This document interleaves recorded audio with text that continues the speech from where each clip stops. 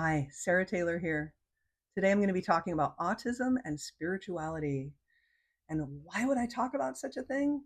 Well, because I went through a very profound, radical, and abiding non-dual spiritual awakening and also realized that I am autistic as well as ADHD. So, hello. This is going to be a vulnerable sharing. I want this channel to not just be teachings, because I work as an awakening trail guide and an intuitive energy healer. That's my full time job. I also was a professional actor and stand up comedian for many, many years. And, but the bulk of the work I do is supporting people spiritually. But I also really feel called to share my life as a modern mystic. Confessions of a Neurodivergent Modern Mystic. I think our stories are powerful and sharing our experiences are powerful. And there are lots of non dual spiritual teachers out there. There are lots of healers out there. They're all over YouTube. Have you noticed? TikTok, Instagram. We're in good hands. There's a lot of them. But I, that kind of singular path doesn't really, it's not fully the wholeness of my being. So I'm going to share with you kind of vulnerably today. Let's see if I cry. Um, I'm a very feeling person, very emotional person. I cry easily. And I also feel shy about sharing myself, which sounds weird coming from somebody who stood on stages in front of um, lots of people at a comedy club, engaging them for half an hour to 45 minutes with comedy, or acted in plays, or if you're on any of my social media, I post on Instagram and I'm like, hi. Um, but I think fundamentally, I'm an introvert. And yeah, so let's see what happens. Confessions of a Modern Mystic who happens to be neurodivergent. So I started having a spiritual awakening. Having a spiritual awakening sounds so weird. I got on the Buddhist path. I wanted to meditate, wanted to get a better night's sleep. Completely anxious person. Like we're talking in my 20s, going to ERs like almost every month, thinking that I was dying. Um, and so I started meditating to get a better night's sleep and to be less angsty and stressed out. And immediately things started to go down. I started waking up, and it was more of a remembering, like, oh yeah, yeah, yeah. When I was a little girl, I remember like beings or energies or presences in my room, and being out on the playground and looking up and just seeing these various kind of balls of light and communing with them. It just felt natural to me at 4 or 5. I also later I found out when I got into some Buddhist practices known as Dzogchen or Mahamudra, that I was doing some of these practices on the playground as a 4 or 5 year old. I talk about my awakening story on my channel, so I'll link to that video if you want to watch it. But there I was, like at 4 or 5, just this little Dzogchen master with my eyes open, just gazing into the nature of reality, right by the monkey bars, you know. And so I had it began getting covered up, you know. But I got into Buddhism. I started waking up. About 10 years ago, I had an abiding non dual awakening, waking up to the nature of reality, my true nature, as the Buddha called it, um, oneness, same taste, non separation, non duality. And it hasn't gone away. The aperture of consciousness hasn't closed down. Uh, but I got very quiet inside, done a lot of healing work, because that comes with the territory when you're having an awakening, is doing healing work and integration work to be a whole human being, you know. And that was a pretty big realization about 10 years ago to awaken like that, and how it changed my life and changed my experience of moving through the world. But I have to say, realizing that I was autistic is almost as big as a realization as waking up spiritually. And I've said that to some people on the spiritual path. They're like, really? Because people still mythify spiritual awakening, especially non-dual awakening. Like, but doesn't that just solve everything? Doesn't that like make everything so clear? Don't you know everything? There are just so many myths. I also have a video about that on my channel. But I mean, there are so many myths about spiritual awakening. But it really was a huge, huge, it was sort of like oh, that's why I'm like I am. Pull up my bra strap. Okay. So I was diagnosed with ADHD as a kid. And I was very lucky as a girl in the late 70s. I'm in my 50s. But in the late 70s, I was diagnosed with ADHD because girls weren't really being diagnosed with it back then. But they did give me ridiculous, advice or whatever. They said, don't worry, you'll grow out of it. Yeah. So I was diagnosed with ADHD as a kid. And then I forgot that I had ADHD for a few decades, which is, as I've said, one of the most ADHD things you can do. And so a few years ago, you know, I was like, oh, my brain really works like an ADHD person, like kind of chaotic, creative, all over the place. I process the way, executive functioning. It's like, ugh, you know, please. Um, but 9 months ago, I realized I was autistic. How did I miss this? I started thinking maybe I was autistic. Autism runs in my family, by the way. But I was always like, I can't be autistic. I make eye contact. I have lots of friends. I'm really social. I'm always in a relationship with somebody. I'm not now. Feels good. Anyway, um, women present differently. And if you want, this is not going to be one of those videos where I talk about like the 10 traits of being autistic or how do you know if you're autistic. If you want that type of content, there are so many wonderful creators out there. I'll link to Taylor Heaton, who has Mom on the Spectrum. That is a great channel if you want to learn about autism and think maybe you are. Um, she is audhd like I am, autistic and ADHD. Often they co-occur together. So anyway, this video won't be about that. I'm just sharing with you why I think awakening and autism goes together, and about spirituality and autism, neurodivergence. I'm just sharing with you. Hopefully it's helpful. My channel's new. I don't have many subscribers. I don't know who's watching this, but thanks for making it this far. So 9 months ago, I had an intuitive hit. It sort of came to me in a meditation to look into it, which I thought was really interesting to pop up like that. And I started going down a rabbit hole. Hyper focus, baby. How many of you have just hyper focused on something and had to learn all about it, right? That's an autistic trait, neurodivergent trait, ADHD. And I started learning everything I could. I started taking the online tests, and I was scoring on the spectrum. And I started asking all my friends, people who knew me really well, I think I might be autistic. And they were all like, well, you don't seem autistic. How could you be autistic?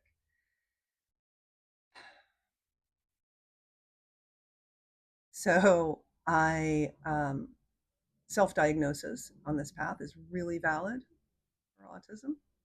If you think you are, if nobody knows how they tick more than an autistic person once they start going down the rabbit hole of learning about autism. So if you know, you know. But I wanted a professional diagnosis, and I guess because I'm so autistic, I had to get two. And they all said, "Yeah, you're autistic. You're like double autistic because you've had two diagnoses." I have to take a moment and remind everyone that autism is not a linear spectrum. It's not like you're a little autistic over here and really autistic over here. I'm level 1 autism. There are 3 levels. As comedian Dan Lamort says, it's a belt system like karate. He's hilarious, by the way. Autistic comedian. Find him. The spectrum is actually circular. So somebody might have a really high IQ, brilliant, but be nonverbal, and somebody might have like really like a lot of social skills, communication skills, and then have like executive functioning issues. Hi, that's me.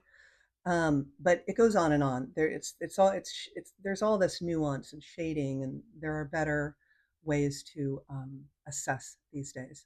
So I received 2 professional diagnoses, and I went through the stages that an autistic person who is late diagnosed, finding out that they're autistic well into their 50s, go through, and the tears and a grief for a while.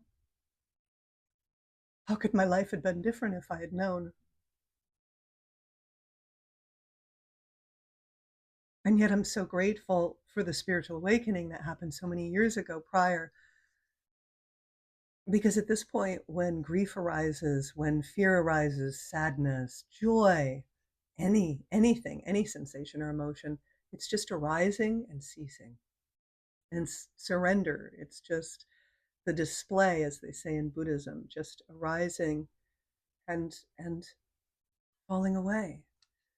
And so there was lots of space for it. And I'd say for about maybe 6 weeks, I felt that. And then I just was like, okay, hi. But it's going to be, a process of integrating this into my life. And I understand myself so much better now. It's really important on the spiritual path that we don't just focus on waking up to our absolute nature, our spirit, our true nature, as the Buddha put it, non-dual consciousness, awareness. We want to wake up to our relative nature as well.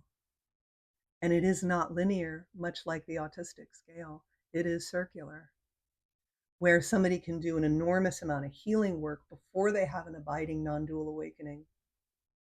And some people can start to have really huge awakenings and have realizations about themselves as a human being afterwards. And it's all happening in various ways. Everybody's spiritual path is so different. I know that from working with so many people over the years. So it's important to wake up to our relative nature as much as our absolute nature. But from a young age, I always felt different. I always felt like didn't really fit in. My special interest became humans, understanding how people tick. I was a kid on the playground, again, just like playing by myself. I was shy. Um, I didn't really want to talk much. I had big sensory overwhelm meltdowns, seams on socks, tags, loud noises. It was all so overwhelming. And I played by myself. And at some point when I was about 7, I was like, gosh, I really, kind of have to learn how to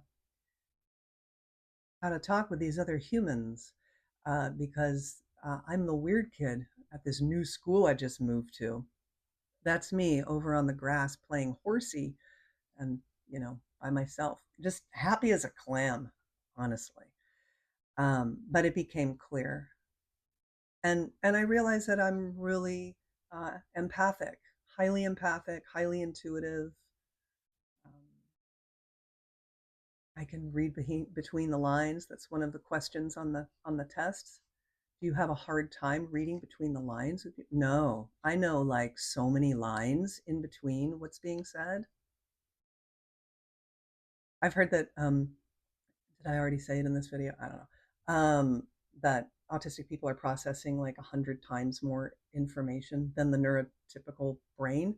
So like there's so much coming at us, and so I learned how to be a good friend, and I love people. I love learning about people, and and just relating and listening and sharing. And I started having a lot of friends and being very social. And we could say that I was a high masking autistic. Um, so here I am 9 months ago going through this rabbit hole and then going down this rabbit hole and then getting a professional diagnosis and then going through some grief and seeing that it all worked out as it needed to. Life just simply is as it is. But again, I think it's so important to realize your relative nature, your operating system, as much as your absolute nature. I have a student who has been on the spiritual path a long time and has had an awakening. Very deep, deep person. And she started hearing me in my groups and my gatherings when I get together with groups and do my healing events and my like satsang style gatherings. I was sharing that how I just realized I was neurodivergent and using it as a teaching. And she started wondering if she is neurodivergent, and she went through down the rabbit hole of autism and the testing and realizing she's autistic and didn't know it. And she opened so completely to her relative nature, she dropped right into a deeper non-dual awakening, into oneness. So don't think that your human nature has no place on the spiritual path. You're just like my spirit or bust, my true nature, emptiness. I want to realize emptiness. Great, please do. It's the underlying fabricless fabric of the universe.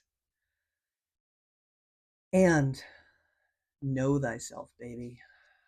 So it is an integrative process to be learning and growing and inhabiting who we are as humans while we're opening to our spiritual nature. I really think that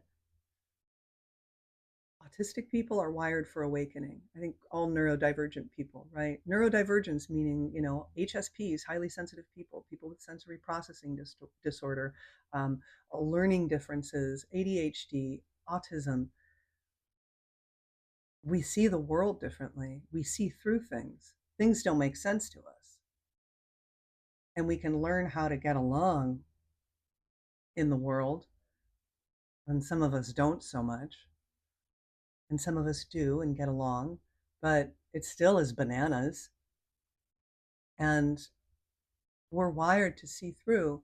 Also, the parietal lobe in the brain on autistic people they found is different. The parietal lobe, I'm no neuroscientist, I don't, but the parietal lobe has more folds in an autistic person's brains. The parietal lobe is where we derive a sense of separate self and we locate ourselves in time and space.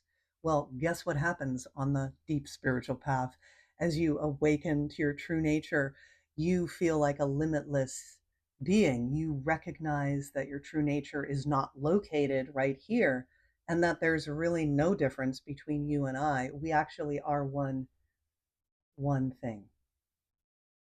And so we're wired differently. But then also, I think when you have sensory sensitivities, you're an HSP, sensory processing, ADHD, autism, and you go through an awakening, I see it with the students I work with, it's overwhelming. And it was for me. There was an awakening at the head, at the heart, at the gut, and after each deeper drop, what a beautiful gift to happen in my life. But I was also overwhelmed. And it took a few years, like, oh, okay, all right, okay. The whole system, brainstem, everything needs to adjust to realizing that you're the universe. I mean, that's if going into a shopping mall is overwhelming when you're autistic, yeah, waking up to the truth that like you're nothing and everything and it's all happening at once and that time actually doesn't exist and everything is just now. It can be overwhelming at first. We integrate, the system adjusts. So,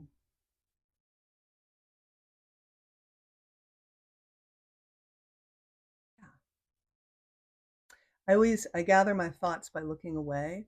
And I remember I had a therapist years ago who would like look, she'd be like, "What is this girl looking at?" Um, and people would do that in conversation. I can stare into your soul and know just way too much about you when you're talking because it's socially acceptable to just stare into your eyes. And then when it's my turn to express, I'm going to look around and I'm going to get floppy hands and I'm going to, be freaking autistic, man. So, so that's it. I just wanted to share that. I hope this was helpful. And again, I don't have many followers, so I don't know how many people are going to watch this, but I appreciate you watching.